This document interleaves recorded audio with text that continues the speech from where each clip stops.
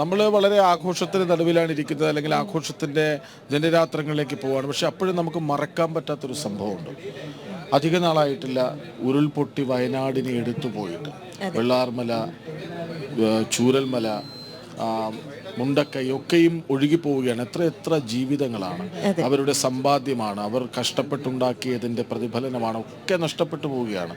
അപ്പോൾ കണ്ണീർ ഇനിയും തീർന്നിട്ടില്ല വയനാട്ടിൽ. അപ്പോഴാണ് അവിടെ നിന്ന് അതിജീവനത്തിൻ്റെ കഥയുമായി വെള്ളാർമല സ്കൂളിലെ കുട്ടികൾ വരുന്നത്. അവരിവിടെ വന്ന് നൃത്തരൂപത്തിൽ അവരുടെ യാതനകൾ, വേദനകൾ ഒക്കെയും പറയാൻ ശ്രമിക്കുകയാണ്.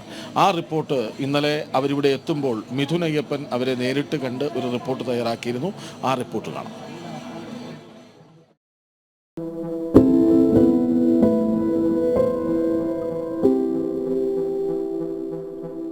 മൂന്ന് മണിക്കൂർ വൈകിയെത്തിയ കേരള എക്സ്പ്രസ്. അതിൽ ജീവിതത്തിന്റെ സമയം ഒന്നാകെ തെറ്റിപ്പോയ ചില അതിജീവിതരുണ്ട്.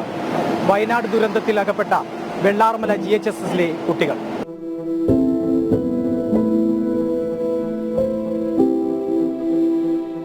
സങ്കടഭാരം ഏറെ ചുമന്നവരാണ്. പക്ഷേ ഇപ്പോൾ ചുമക്കുന്ന ഭാണ്ഡത്തിൽ സ്വന്തം കഥ പറയാൻ തുന്നിച്ചേർത്ത വർണ്ണക്കുപ്പായങ്ങളാണ്. താങ്ങാവുന്നതിനപ്പുറം അനുഭവിച്ചവരുമാണ്. പക്ഷേ മനമാഴത്തിൽ ഒളിച്ചിരിക്കുന്ന ഭീതിയെ പുഞ്ചിരി കൊണ്ട് പരാജയപ്പെടുത്തിയവരാണ് ഇന്നവർ. മലയാളിയുടെ തേങ്ങലായ വെള്ളാർമല സ്കൂളിലെ വിദ്യാർത്ഥികൾ നേരിട്ട ദുരന്തത്തിന്റെയും അതിജീവനത്തിന്റെയും കഥ പറയാൻ കേരള സ്കൂൾ കലോത്സവത്തിനെത്തി. ഓർമ്മയില്ലേ നെഞ്ചുപൊട്ടിക്കരഞ്ഞ ഈ ഉണ്ണിമാഷിനെ? ഈ ഒരു വലിയ ഒരു വേദിയിൽ ഇവരെ ഒന്ന് അവതരിപ്പിക്കുക എന്നുള്ളതാണ് ഞങ്ങളുടെ ലക്ഷ്യം. ഇവരുടെ മാനസികമായിട്ടുള്ള ഞങ്ങൾക്കുണ്ടായ വിഷമം അതൊന്ന് മാറ്റിയെടുക്കുക. അതിന് പൊതുവിദ്യാഭ്യാസ വകുപ്പ് നൽകിയ വലിയൊരു വേദിയാണിത്. വളരെ സന്തോഷം തോന്നി. വളരെ ഈ വലിയ വേദനയിലും വലിയ സന്തോഷം തോന്നി.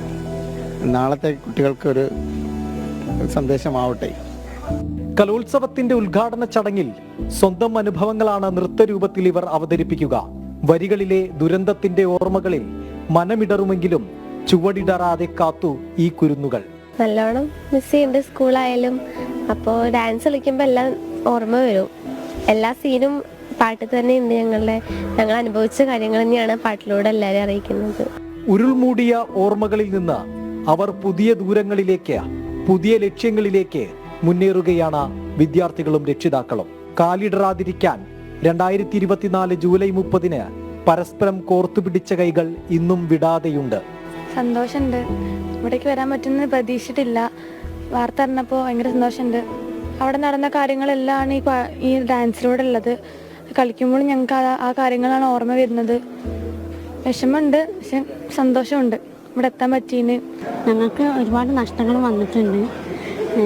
ഇപ്പം ഞങ്ങൾ എന്താ പറയുക, ഞങ്ങളുടെ സ്ഥലമല്ല, പുതിയൊരു സ്ഥലത്താണ് വന്ന് നിൽക്കുന്നത്.